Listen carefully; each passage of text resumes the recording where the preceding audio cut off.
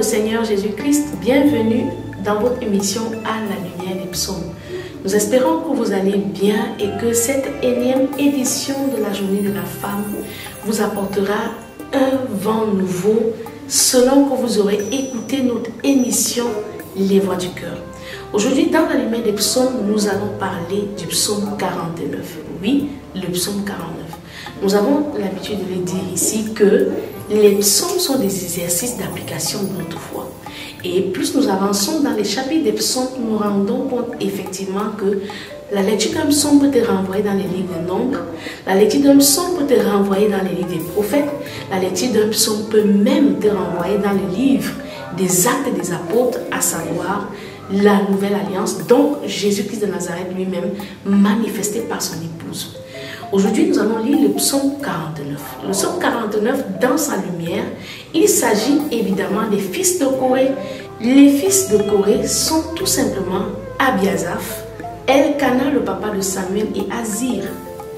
Nous voyons donc ici une révélation de l'antidote contre le mauvais caractère des chrétiens, à l'image de leur papa. Tous les psaumes de Corée ou signés de Corée, fils de Corée, sont des psaumes qui sont une révélation de comment éviter certains comportements dans la présence de Dieu ou dans nos églises locales.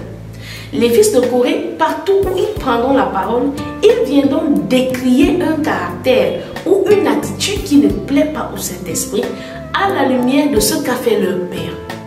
Beaucoup de personnes aujourd'hui pensent que parce que l'on est fils d'eux, on ne peut pas apporter la sagesse à son parent.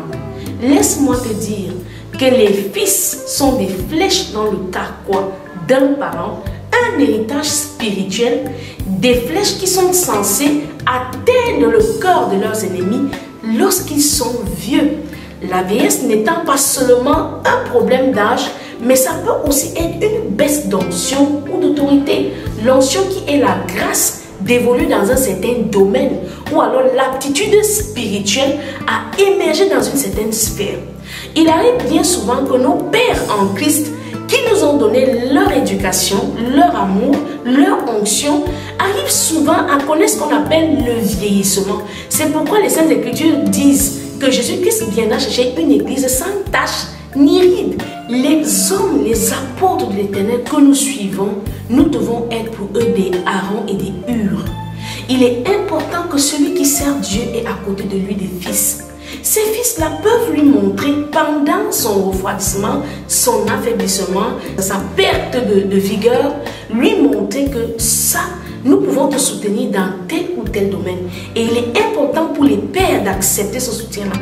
Parce que si Moïse n'avait pas Aaron à côté, souvenons-nous que pendant que ses bras devaient être levés, Israël remportait des victoires. Mais si les bras se rabaissaient, Israël allait perdre. Donc il est important d'écouter nos fils. Et il est important pour nous fils de savoir parler au cœur de nos pères. Parce que nous avons là Azir, Elkana et Abiasaph, qui sont en train de dire, d'écrier un comportement qu'a eu leur père. Et à savoir, ils parlaient de l'avidité. Et ils disent qu'effectivement, l'avidité qu'a eu leur père a eu une conséquence qui était logique. Donc lorsqu'ils parlent, lorsque c'est les enfants de Corée se prononcent, ils décrivent le caractère de leur père. Et les Saintes Écritures nous disent ici que l'avidité des richesses de leur père comme la racine de sa chute. Et la Bible déclare que l'amour de l'argent est la source de tous les maux. Donc, Corée était tellement avide de pouvoir, avide de célébrité, avide de notoriété, avide d'être reconnu, qu'il a oublié que toute chose, tout genou fléchisse devant le nom de Jésus-Christ. Et cette avidité de Corée lui a valu d'être enseveli sans la Bible, de disparaître avec tous ses biens. Donc il est nécessaire aujourd'hui pour des fils repentis, pour eux de revenir, décrire le comportement de leur père comme étant l'avidité qui a été la racine même de sa chute, pour apporter un but à la vie humaine sur la terre par le développement spirituel et la préparation du monde à venir. Donc Elkana, Abiasaph et Azir disent que leur meilleur moyen d'aider à ceux-là qui auront cette avidité comme leur père là, qui est la racine d'une déchéance, d'une décadence dans le ministère, ils apportent ce témoignage du psaume 49. Et qu'est-ce qu'ils disent? Il est donc important de se préparer au développement spirituel. Parce que Corée, qu'est-ce qu'il voulait? Il voulait devenir un prêtre sans même avoir été formé. Il voulait devenir riche sans même passer par les épreuves du désert parce qu'il se fiait à son statut de notable qui sortait des riches d'Égypte avec ses richesses. Et il se disait que non, il peut influer dans les décisions de Dieu. Non, Dieu n'est pas notre camarade. Et il ne fait acception de personne. Que tu sois prophète, apôtre, grand pasteur, souverain, évêque et tout ce que tu peux imaginer, tu as encore besoin d'humilité. Tu as encore besoin de te soumettre à l'ordre de l'Esprit de Dieu. Tu as encore besoin d'écouter les conseils, même d'un plus petit que toi. Et donc, qu'est-ce que font les fils de Corée ici? Ils nous donnent plutôt cette sagesse en disant, il est important pour apporter un but à la vie humaine, de parfaire son développement spirituel et de se préparer pour le siècle à venir, donc pour la vie éternelle. Psaume 49, nous lisons au nom du Seigneur Jésus-Christ. Au chef des chants des fils de Corée, psaume. Écoutez ceci, vous tous peuples, prêtez l'oreille, vous tous habitants du monde, petits et grands, riches et pauvres, grands et petits, écoutez ceci. Ma bouche va faire entendre des paroles sages et mon cœur a des pensées pleines de sens. Je prête l'oreille aux sentences qui me sont inspirées. J'ouvre mon chant au son de la harpe. Alors, il s'apprête ici à jouer un instrument, mais pour reproduire exactement ce que lui dicte le Saint-Esprit. C'est pourquoi il dit, je prête l'oreille aux sentences qui me sont inspirées. Donc, on a ici que les fils de Corée veulent prendre la parole, mais disant, en souvenir de ce que notre Père a fait, nous vous déconseillons, parce que les psaumes des fils de Corée sont des antidotes au mauvais caractère des chrétiens, de toute la communauté chrétienne. Il dit donc, écoutez, riches et pauvres, j'ouvre mon esprit à entendre de Dieu et je m'apprête à jouer à la harpe pour vous communiquer ce que l'Esprit de Dieu me révèle. Pourquoi craindrais-je au jour du malheur? Lorsque l'iniquité de mes adversaires m'enveloppe, ils ont confiance en leurs biens et se glorifient de leur grande richesse. Ils ne peuvent se racheter l'un l'autre ni donner à Dieu le prix du rachat. Le rachat de leur âme est cher et n'aura jamais lieu. Ils ne vivront pas toujours, ils n'éviteront pas la vue de la fosse. Est-ce que tu as un persécuteur? Est-ce que tu as un ennemi qui se tient sur sa puissance? Il n'évitera pas le chemin de la fosse. Oui, les fils de Corée te le confirment. Car ils laveront, les sages meurent, les sensés et les stupides périssent également, et ils laissent à d'autres leurs biens. Ils s'imaginent que leurs maisons seront éternelles et que leurs demeures subsisteront d'âge en âge. Eux dont les noms sont honorés sur la terre, mais l'homme qui est en honneur n'a point de durée. Alléluia. Il faut que tu comprennes que la parole de Dieu est un remède pour l'âme. Moi, particulièrement aujourd'hui, cette parole me fait du bien. Parce que lorsque tu entres en conclave avec quelqu'un qui s'appuie sur ses biens, tu ne peux pas savoir comment c'est blessant pour celui qui sait qu'il a mis sa confiance à l'Éternel et qui est traité injustement de pauvre. Ça fait tellement mal. Mais les fils de Corée viennent te dire aujourd'hui, ne t'inquiète pas. La longueur de celui qui connaît les loges est souvent très réduite. Si tu regardes, tu remarques bien les stars et les célébrités, leur fin est souvent très passagère. Et tu te demandes même, on vient de parler de celui-ci. Nous pouvons nous souvenir de Michael Jackson. Nous connaissons toute la gloire qu'il a eue. Mais les maisons de Michael Jackson sont-elles restées éternelles?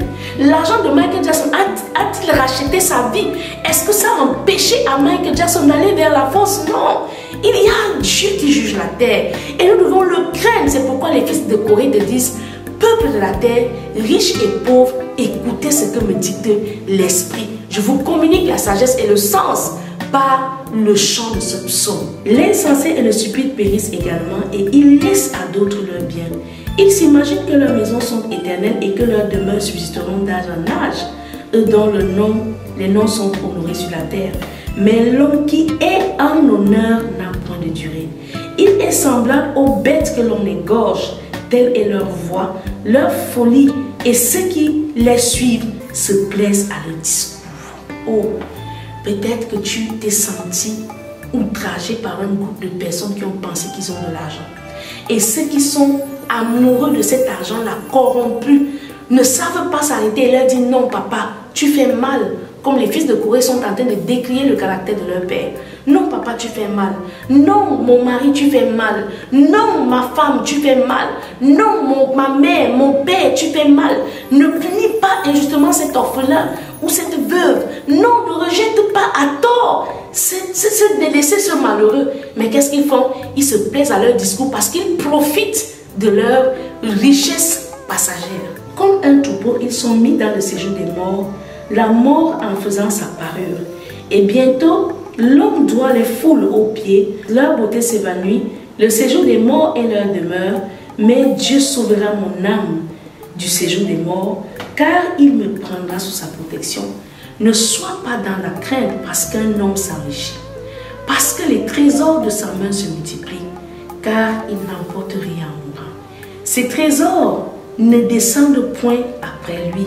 Il aura beau s'estimer heureux pendant sa vie, on aura beau te louer des jouissances que tu te donnes, tu iras néanmoins au séjour de tes pères. Ce psaume me fait un grand bien. La parole de Dieu est un remède pour nos âmes. Ce psaume me rassure de ne plus nous inquiéter de voir celui qui a des moyens physiques, financiers, spirituels ou autres dominer sur nous parce qu'il croit qu'il a une position d'autorité, comme pensait Corée faire contre Moïse, contre les prêtres d'Israël. Nous savons désormais qu'ils finiront, ils passeront, ceux-là qui se vantent de leur richesse. Tu iras néanmoins au séjour de tes pères, qui jamais ne reverront la lumière. Jamais, jamais, jamais ne reverront la lumière. L'homme qui est en l'honneur et qui n'a pas d'intelligence est semblable aux bêtes que l'on égorge.